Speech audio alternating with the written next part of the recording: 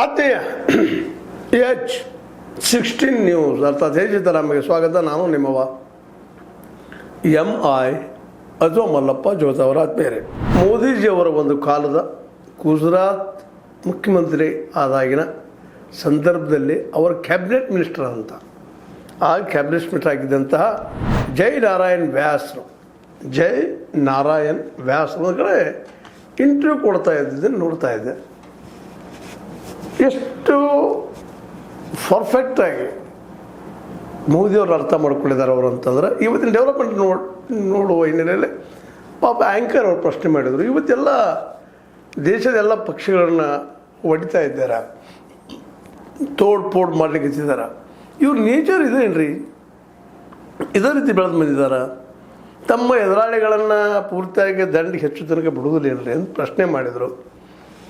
ಆ ಪ್ರಶ್ನೆಗೆ ಉತ್ತರ ಕೊಡ್ತಾ ಹೊರಟಂಥ ಜೈ ನಾರಾಯಣ್ ವ್ಯಾಸರು ಭಾಳಷ್ಟು ವಿಷಯಗಳನ್ನು ಅಲ್ಲಿ ಪ್ರಸ್ತುತಪಡಿಸ್ತಾರೆ. ಅದರಲ್ಲೂ ಮುಖ್ಯವಾಗಿ ಮೋದಿಯವ್ರ ಬಗ್ಗೆ ಒಂದು ಮಾತನ್ನು ಮಾತಾಡ್ತಾರೆ ಅವರು. ಘಾತಕ್ ಕೂಟನೀತಿಜ್ಞ,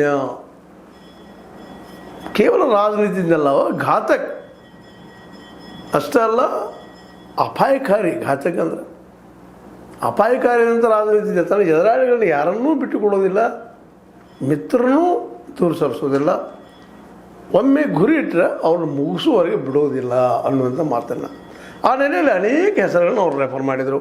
ಸ್ವತಂತ್ರವಾದ ಮೀಡಿಯಾಗೆ ಬೇಕಾಗಿರುವುದು ಸ್ವತಂತ್ರ ಧ್ವನಿ. ಆ ಸ್ವತಂತ್ರ ಧ್ವನಿ ಉಳಿಸಲು ನೀವು ಮಾಡಬೇಕಾದದ್ದು ಇಷ್ಟೇ. ಅದೇನಪ್ಪಾ ಅಂತಂತಂದ್ರೆ ನಿಮ್ಮ ಕೈಲಾದಷ್ಟು ಸಹಾಯ ಈ ಚಾನಲ್ಗೆ ಮಾಡಿ ಹಾಗೂ ನಿಮ್ಮ ಧ್ವನಿಯನ್ನು ಕಾಪಾಡಿಕೊಳ್ಳಿ. ಕೇಶುಭಾಯಿ ಪಟೇಲ್ರ ಬದಲಾಗಿ ಸಂಜಯ್ ಜೋಶಿ ಇವರ ಪರಮ ಪ್ರತಿಸ್ಪರ್ಧಿಯವರು, ಶಂಕರ್ ಸಿಂಗ್ ವಾಘೇಲಾ ಆಗಿರ್ಬೋದು, ಹರಿನ್ ಪಾಂಡೆ ಅವರಾಗಿರ್ಬೋದು, ಅಲ್ಲಿ ಅನೇಕ ಅವ್ರ ಜೊತೆಗಾರರನ್ನು ದಂಡಿಗೆ ಹೆಚ್ಚಿದರು ಅಂತ. ಹೀಗಾಗಿ ಅವ್ರ ನೇಚರ್ ಅದ, ಸ್ವಭಾವ ಅದ. ತಮ್ಮ ಎದುರಾಳಿಗಳನ್ನ ಅಷ್ಟು ಸುಲಭ ಬಿಟ್ಟುಕೊಳ್ಳೋದಿಲ್ಲ. ಇವತ್ತು ನಾವು ಅದನ್ನು ನೋಡ್ತಾ ಇದ್ದೀವಿ ವೆಸ್ಟ್ ಬೆಂಗಾಲ್ದಲ್ಲೂ ಸಹ ದೀದಿ ಮಾತನಾಡಿ ಶಬ್ದಗಳ ನಂತರ ತೋರಿಸ್ತೀವಿ ನಾವು ಏನು ಅನ್ನುವಂಥ ಮಾತುಗಳ ರಿಸಲ್ಟ್ ಬರಲಿ ನಮ್ಮ ಪರವಾಗಿ